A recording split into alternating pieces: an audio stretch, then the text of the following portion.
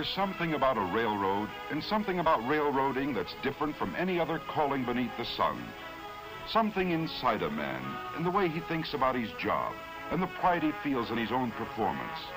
It rides the motor car across a stretch of open track with a band of men on their way to work.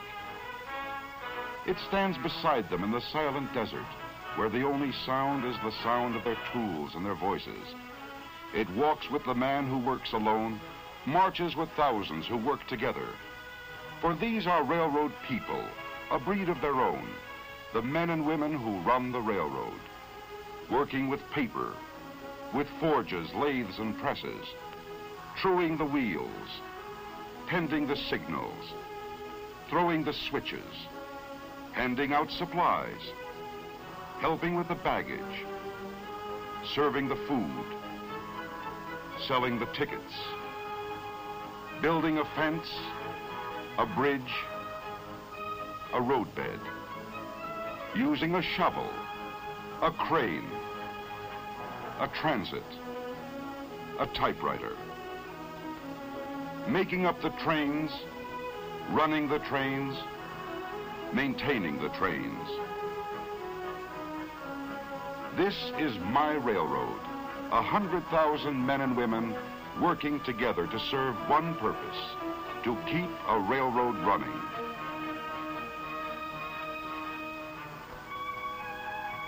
In the beginning, there was nothing. No rail, no roadbed, no rolling stock.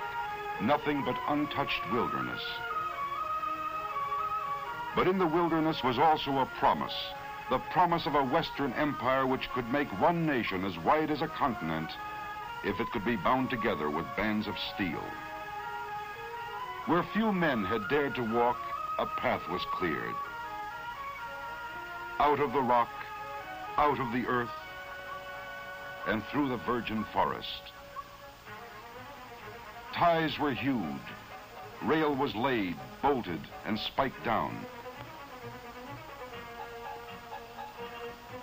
When the last spike was driven, our first trains moved across the continent. Up and over 7,000 feet of mountain barrier, locked in winter's clutches, and into the heart of the Western Empire. A nation now was joined together, a nation scarcely born, yet reaching for its destiny. As the West and Southwest grew, so did the railroad.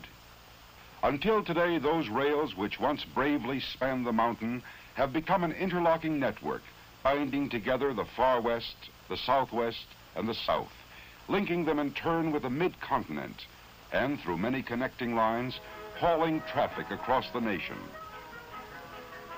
Hauling the products of the forest, lumber from the Siskiyous, the Cascades, the Sierra, from New Mexico, Texas, and Louisiana. Hauling the products dug from the earth, the metals, the chemicals, the oil. Hauling the products of the soil, fruits and vegetables from the garden spot of the nation, transported to distant cities as if distance were non-existent. Hauling the products of the factory, fashioned into the shape of things our people need. Hauling the people of a free nation, a people free to move and travel at their will without answering to any man. This is my railroad, a service performed by 100,000 men and women who share a common pride, knowing how to run a railroad.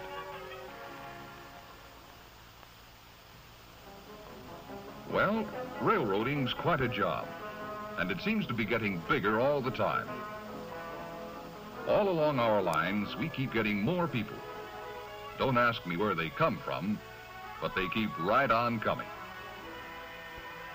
And behind those people, we keep getting more business and industry.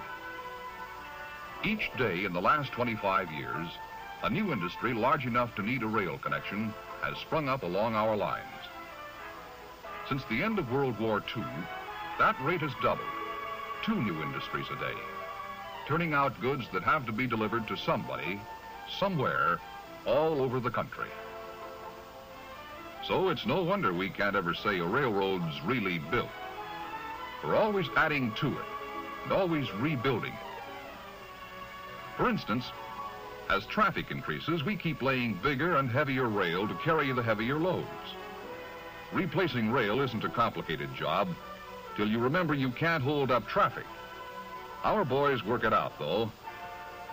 The fellows down the line pass the word along when a train's coming.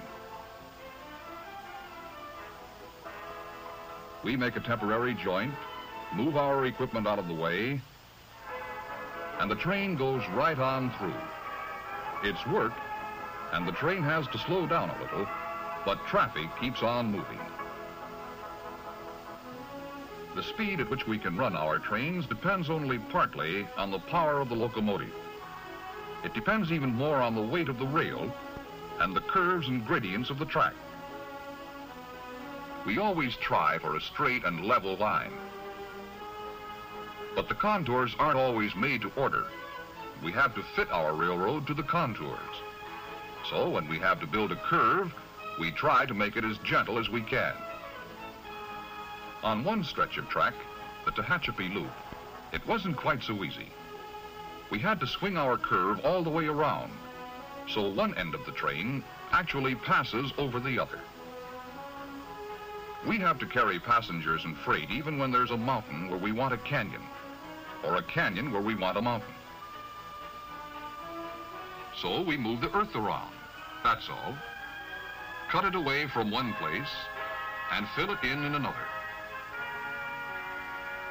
Cut and fill. That's the basic pattern.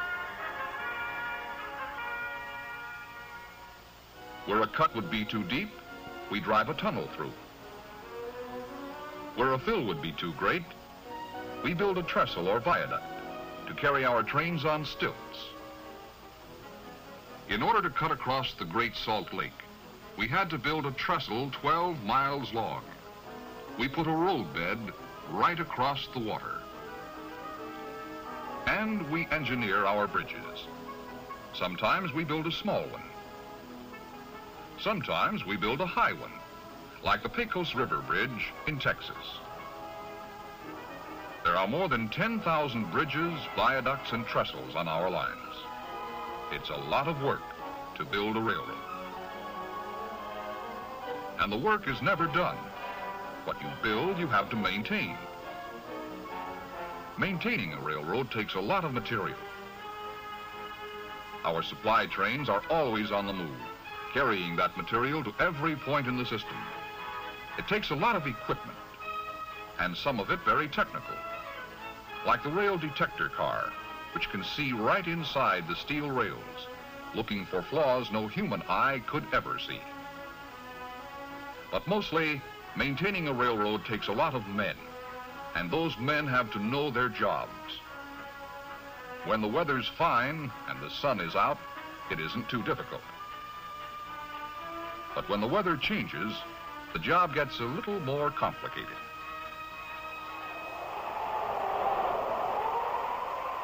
When the wind whips up a desert sandstorm, we've got a real fight on our hands. That tearing sandblast can wear the hard steel rail faster than the trains that run on it. It can bury the rails, block the switches, and even stop the trains. So, our men must fight it. This is no easy way to make a living, but railroad men can take it, working as steadily as the wind itself, for as long as the wind keeps blowing.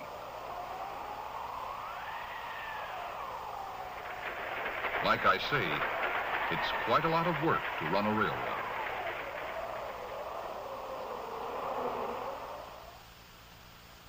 Who are these people who run the railroad, who keep the railroad running? We're a plain and friendly people living in the cities, towns, and rural districts of 8 states, living among our friends and neighbors, whose patronage of the railroad gives us the work by which we earn our living. We in turn contribute to the communities in which we live. We pay our taxes, take an active part in community life, and buy from merchants up and down the streets of 1,000 towns. We're members of clubs, women's clubs and service clubs, and members of sports clubs too, both as players and as spectators. We all have fun. don't we, Bub? Yes, we're a plain and friendly people, we who run the railroad. We who run the railroad in sun and storm, in summer and in winter, in order to carry the people and the products of a nation, so that one man may exchange his goods with other men, and they in turn with him, in the working pattern of a free economy.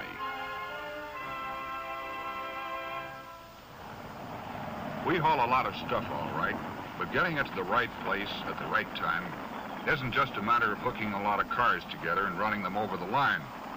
Every train has to be made up according to a carefully worked out plan. So naturally, we think our end of the job in the railroad yards is an important part of railroading, because that's where the trains are put together. All along the line, cars come into these yards to be routed and rerouted to their destinations. In the yards, we sort them and shuffle the individual cars into new trains. Some will go north, others south or east or west. In the most modern yards, it works like this. The engineer of the switch engine pushes the cars up the slope of a man-made little hill we call the hump. When the yardman pulls the coupling pin, the car rolls by itself down an easy grade. To see that it doesn't roll too fast, the operator in the first tower sets a control. And down on the track, the wheels of the car get an electronic squeeze to slow it down. It's still a little too fast, so another control is set, and a second set of squeezers brings it down to proper speed. Now, the operator in the next tower takes over and sends it to the right track to join up with other cars slated for the same destination. It has to be handled just right. Maybe there's furniture in that car, or maybe a load of dishes. If it rolls down the hump too fast, it'll hit like a head-on collision. It's got to come in real easy, right to the coupler like a cushion. That's what you might call a push-button railroad, but it still takes a good man to run it, and a good team on the ground to back him up. Where one man's job ends, another man's takes over.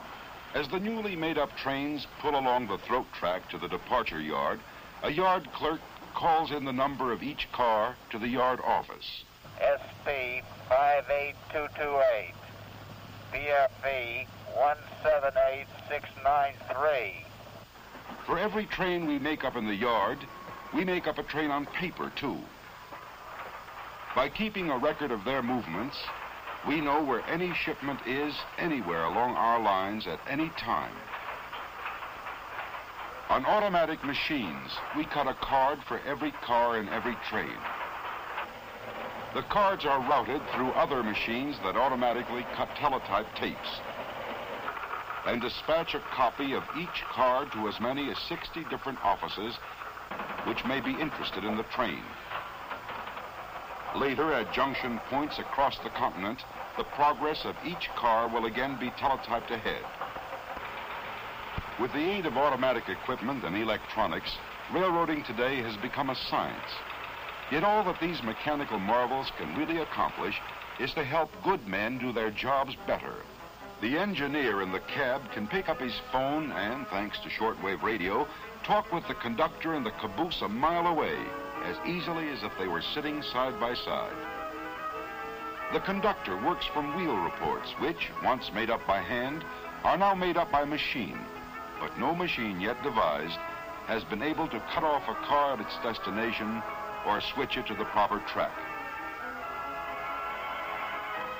No machine yet devised has ever taken the place of the brakeman's eyes as he keeps his watch over the rolling wheels of the rolling freight. And no machine ever devised has taken the place of the engineer's skill as he pilots his train along the track. The machines help, but it still takes men to do the jobs. The engineer, highballing along at top allowable speed, knows there are trains ahead of him, behind him, and coming in the opposite direction, yet he is completely confident.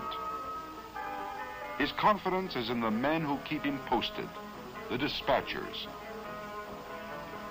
On 100 miles of single track, there may be as many as 20 trains traveling in two directions and at different speeds. As trains pass a station, the operator passes the word to the dispatcher. He checks one report against the other and transmits his orders on ahead to be picked up along the line. The engineer or fireman in the engine cab picks up the orders from the top arm of the train order post, and a mile behind, a trainman latches on to a duplicate from the lower arm. The orders may read for the train to go right on through or to pull into a siding so another train can pass. It's teamwork all the way, good coordination and timing. And the automatic block signal system provides a safe double check. On the busier sections of single track line, dispatchers can speed up the traffic flow with the aid of an electronic system called Centralized Traffic Control, or CTC. CTC is the dream of almost every boy and man, a railroad at your fingertips, 100 miles of track before your eyes. Out on the line, two freight trains push on toward each other on the same track. To the dispatcher miles away, they are lights on his CTC board, lights moving toward a siding. Then a flick of a remote control switch,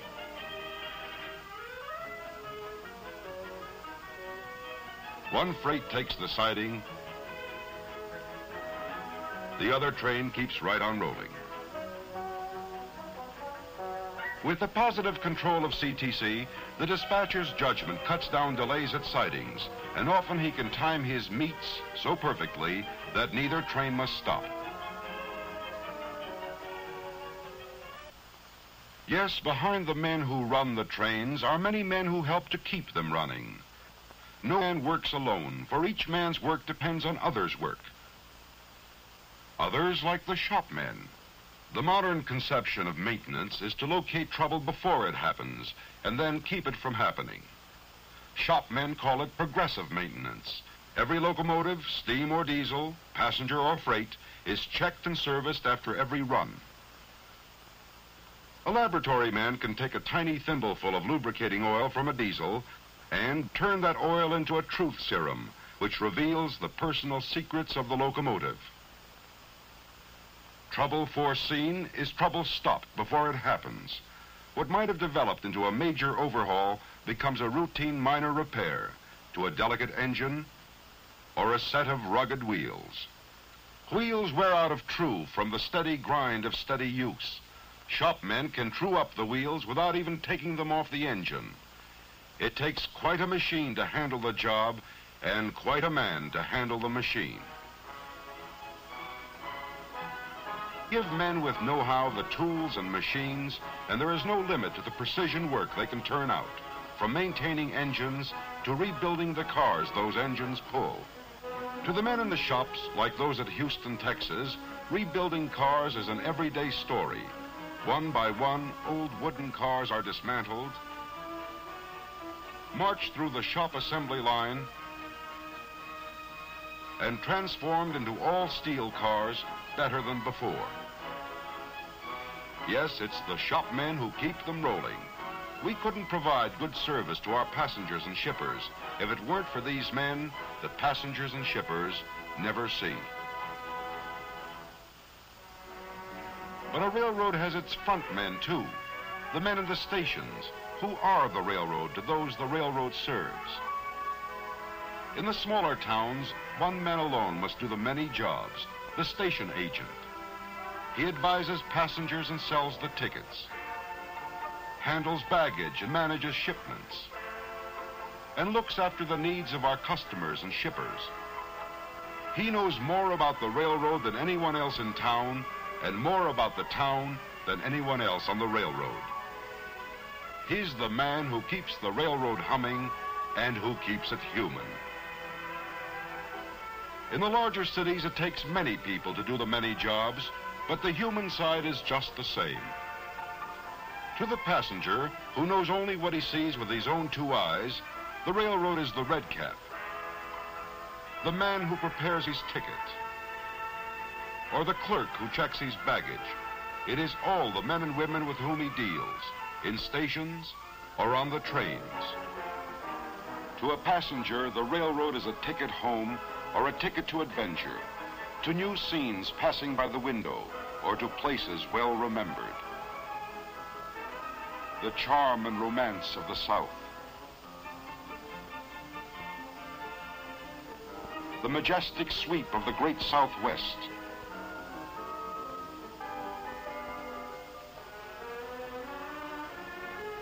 The color and beauty on the shores of the Pacific.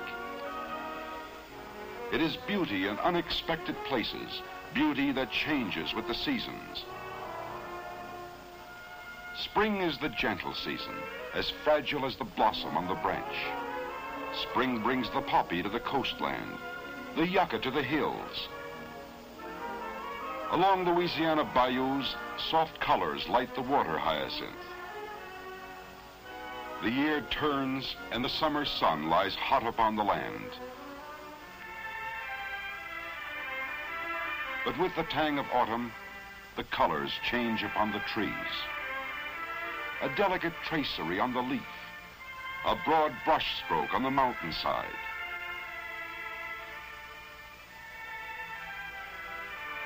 The season of the burning bush gives way to the season of the silver mantle. Winter brings the silent snow, the muffled brook, the bough beneath its crystal burden. The cloak lies heavy on the land, the soft white snow that sparkles in the sunlight and turns the mountain into a fairyland of white. The soft white snow which drives before the wind until it becomes deep enough to bury poles along our lines. Snow that can block our switches, tear down our wires, and challenge the progress of our trains. In the Sierra, the Cascades, the Siskiyous, hundreds of miles of mountain railroad must be kept open. The trains must go through.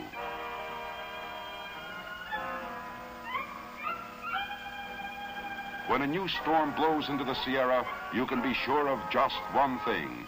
A battle is about to begin. A battle fought by man's mind as well as muscle, by a powerful and complex organization that has gained skill and knowledge through the years. As the storm bears down upon us, the power of the railroad is mobilized to meet it. Extra crews are called to duty. Track crews, train and engine crews, crews for the snow fighting equipment, railroad men who are mountain men, men who have fought snow all their working lives. These men and their equipment are dispatched to strategic locations. At their battle stations, they watch and wait, knowing the call will come, and that when it does, all our efforts will be bent in one direction, to keep the trains moving. Calling Rotary 7205. Snow is piling up at milepost 193. Men and machine move in against the storm. The line must be kept open. Gold Run to Dutch Flat, Blue Canyon to Emigrant Gap, Cisco to Norden to Donner Summit and down the other side. The line must be kept open. Dispatchers work to keep the flow of traffic moving through the mounting fury of the storm. Trains west, trains east, rotaries in both directions. Always on the railroad when the chips are down, the man with the shovel gets to work. Switches must be kept clear. They must be kept from freezing. The trains must keep moving. Somewhere on the mountain, a wire is down. A slender wire that holds the battle line together. We fall back on our radio, but we need that wire. When the break is located by radar, a man goes out to mend it. Now fixing it becomes a personal matter between one man and the storm.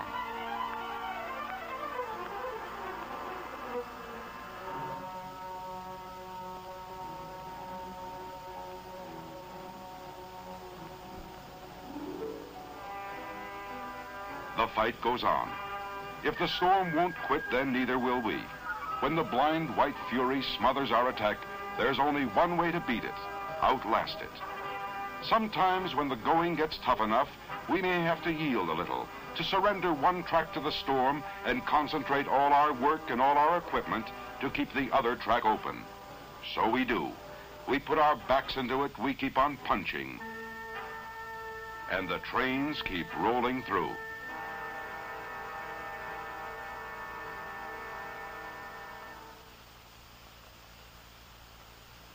At last the clouds begin to break. The wind dies, the storm has spent its anger. The snow once more is a white and silent sea, gleaming in the sun. The battle is over, but not the work. Our buried wires must be dug free to safeguard communications if another onslaught comes. On the open lines of track, fast-moving flangers clear the snow from between the rails. But on the second track, where the storm closed us in and we made a temporary surrender, the big rotaries still have a job to do.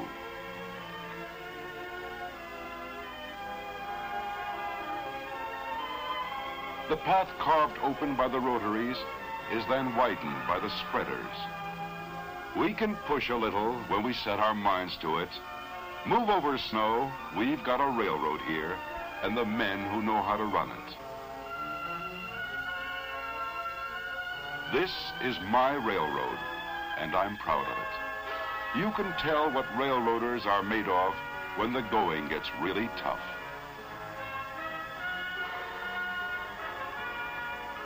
Yes, there's something about a railroad and something about the railroaders who keep it running.